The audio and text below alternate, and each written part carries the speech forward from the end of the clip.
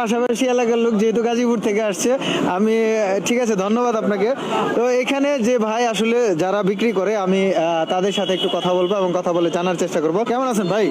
আলহামদুলিল্লাহ ভালো আছি। আচ্ছা, এই যে বাকরখানিটা প্রস্তুত করা হচ্ছে, এইটা মূলত প্রথম থেকে আপনি আমাকে একটু বলবেন যে কি কি করা হয়? এই যে আমি দেখতে পাচ্ছি একটা মানে রুটি যেরকম মেলে এরকম অনেক বড় রুটি তৈরি হয়েছে, তারপর চিনি দিল, তারপর কি কি দিল, এই আইটেমগুলো যদি একটু বলতেন, মানে কিভাবে তৈরি করা হয় বাকরখানি।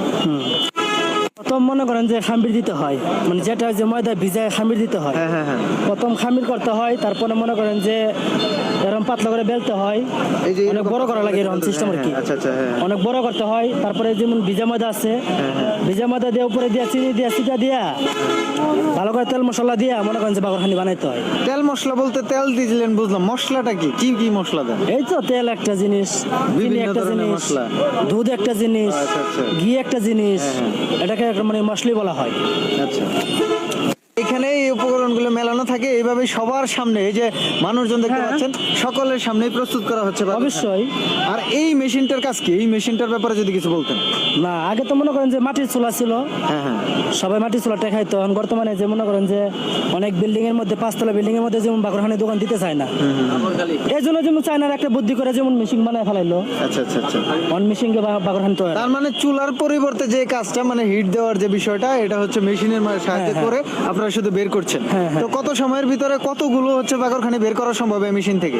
আপনি একসাথে 4 কেজিও দিতে পারেন, 2 কেজিও দিতে পারেন। প্রতি কেজিতে কতগুলো বাকরখানি পিস হবে? প্রতি কেজিতে মনে করেন যে 25টা 26টা।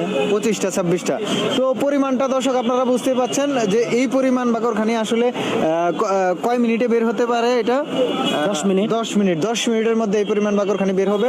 এবং এখানে কিন্তু মূলত এই খাবারটার প্রতি আসলে অনেকের আকর্ষণ, বিশেষ করে পুরান ঢাকাতেই শুধুমাত্র পাওয়া যেত, যে কারণে মানুষগুলো আসলে শুধু দেখেই আসছে, ভিডিওর মাধ্যমে বিভিন্ন কিছুর মাধ্যমে শুনেই আসছে এবং সরাসরি আসলে খাওয়ার সুযোগ হয়নি।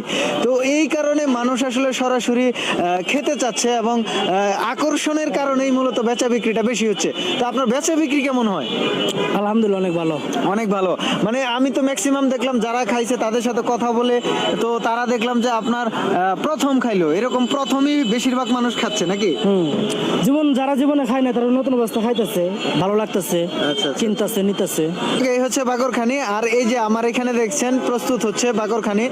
সরাসরি বাকরখানি কিভাবে তৈরি করা হচ্ছে এটা দেখে সরাসরি এসে একদম কাঁচা অবস্থা থেকে ভাজা অবস্থায় পরিপূর্ণভাবে আপনি নিজ হাতে দেখে এবং নিজের চোখে দেখে খেতে পারবেন। এবং এটা পুরান ঢাকা ব্যতীত কোথাও সম্ভব ছিল না যে এই প্রক্রিয়া দেখে আপনি খাবেন। সেইটা এখন সারা বাংলাদেশের যে কোনো জায়গায় আপনি চাইলে করতে পারেন এই জিনিসটি। ঠিক আছে, আমি সরাসরি দেখাচ্ছি সাভার আশুলিয়া থেকে, আপনারা দেখতে পাচ্ছেন বলিভদ্র এলাকা থেকে আমি দেখাচ্ছি। আমি একটু খেয়ে জানাবো যে কেমন লাগে। এখানে অনেক মানুষের আসলে আগ্রহের কমতি নেই এই বাকরখানি নিয়ে। আমি কয়েকজনের সাথে কথাও বলেছি, তারাও জানিয়েছে যে শুধু আগে দেখে এসেছিল ভিডিওতে এবং তারা প্রথমবার খেয়েছেন এবং তাদের কাছে ভালো লেগেছে।